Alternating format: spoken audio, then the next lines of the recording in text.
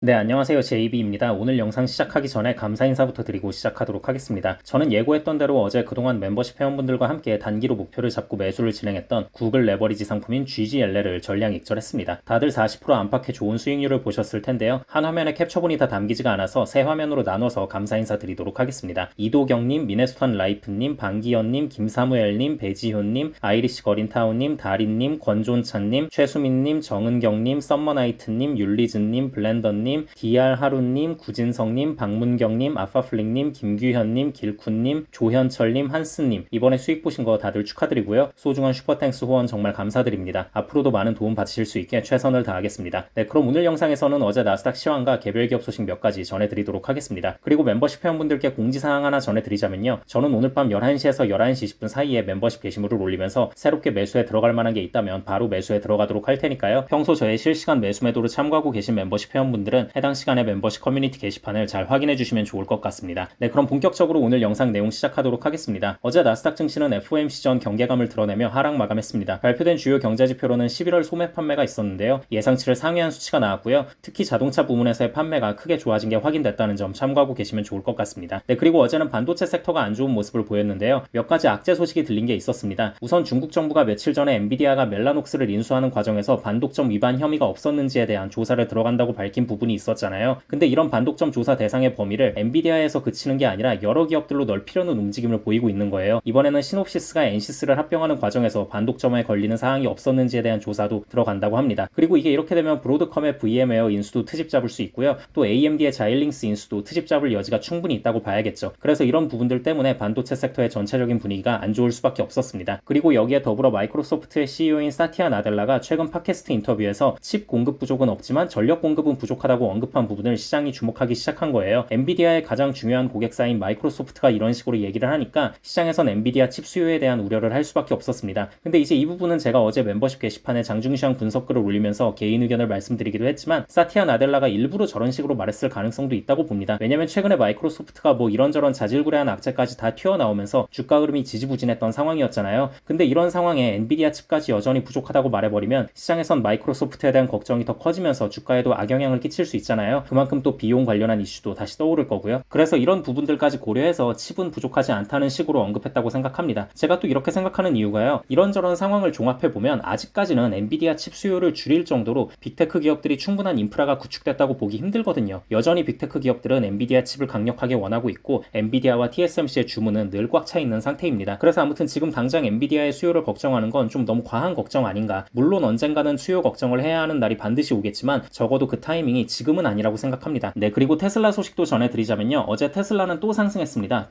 와, 진짜 이쯤 되면 이제 정말 광기의 영역인 것 같긴 한데 그렇다고 딱히 지금 테슬라를 끌어내릴 만한 뭔가가 있냐 생각해보면 뭐 그렇지도 않은 것 같긴 합니다. 워낙에 트럼프 푸시를 강하게 받을 게 예상되는 상황이라 다만 이제 굳이 불안 요소 하나로 뽑자면 다음 실적 발표 정도가 될 수는 있을 것 같다는 생각이 들어요. 너무 이렇게 심하게 오르다 보니까 실적 발표 때 약간 현타가 올 수 있죠. 실적이 예상치를 상회하고 어쩌고를 떠나서 이런 식으로 시장의 심리가 흘러갈 수도 있어요.